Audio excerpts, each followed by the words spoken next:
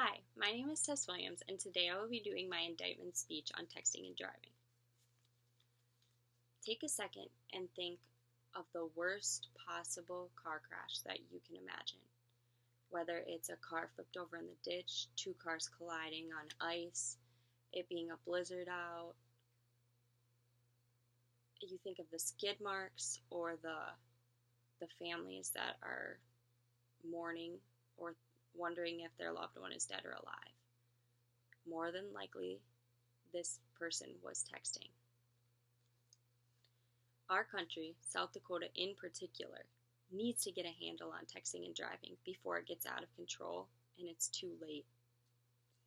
Texting and driving is a growing problem, and it will continue to grow until stricter laws are made because people aren't going to stop texting and driving.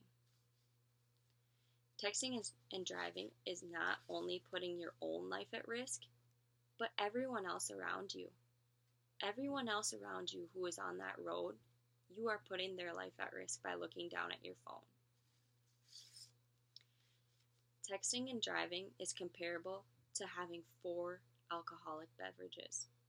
By just looking down at your phone, you have you compare to somebody who has been in the bar drinking 4 beers. Texting makes a crash up to 23 times more likely. You have a 23 times more likely to get in a crash when you look down at your phone. But you are 6 times more likely to cause an accident while texting and driving rather than when you're under the influence. You are 6 times more likely to get in a crash while you're texting and driving rather than when you're drinking and you're out at the bar or getting a DUI. You would 6 times more likely to crash when you're texting and driving. And I don't think people understand these statistics. By just looking down at your phone at a silly text or looking at Facebook or getting a Snapchat, Twitter, Instagram. Even though texting and driving is illegal in 46 states, including South Dakota, people continue to break the law.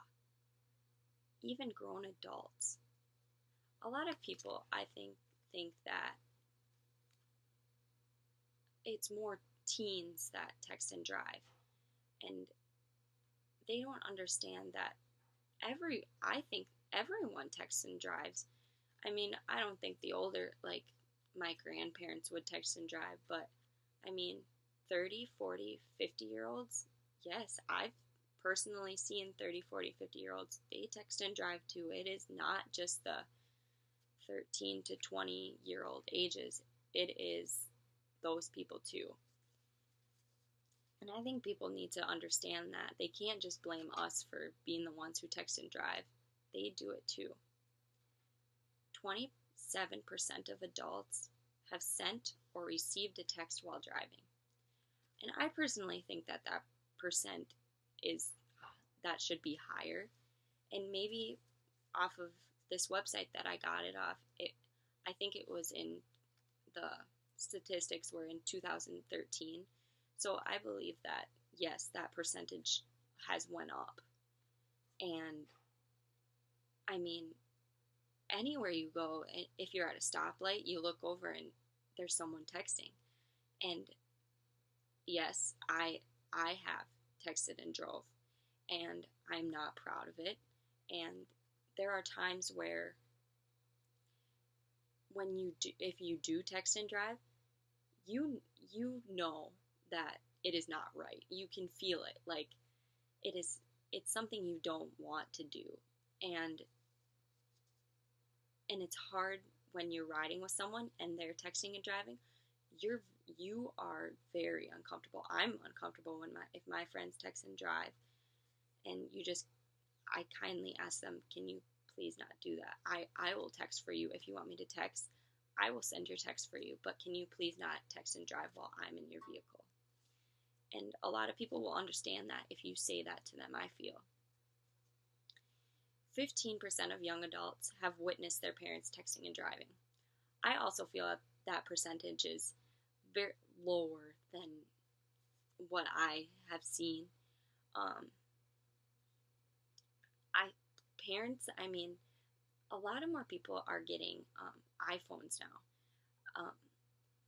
Almost all my friends have iPhones, and I feel that on an iPhone, you have so much accessibility to Facebook, Instagram, Twitter, Snapchat by just buttons. You can just go there right away. And when you're driving and you're bored, I mean, if I get a Snapchat, I'm going to click it and it's going to be right there, and I'm looking down at my phone and driving at the same time. Like, you put yourself at such a risk with all the social media that's going on. Like, you want to look at it right then, and people have to understand, like, your life is so much more important than just a social media network.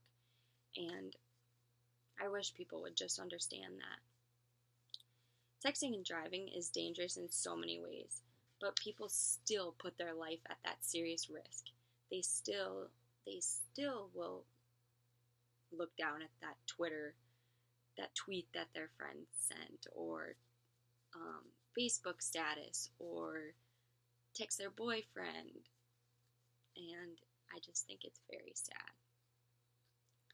Laws need to be strengthened so that the reckless people who choose to text and drive aren't endangering the innocent citizens on the roads.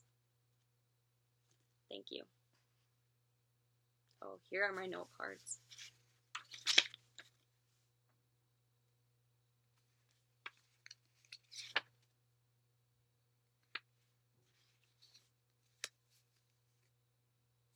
Thank you.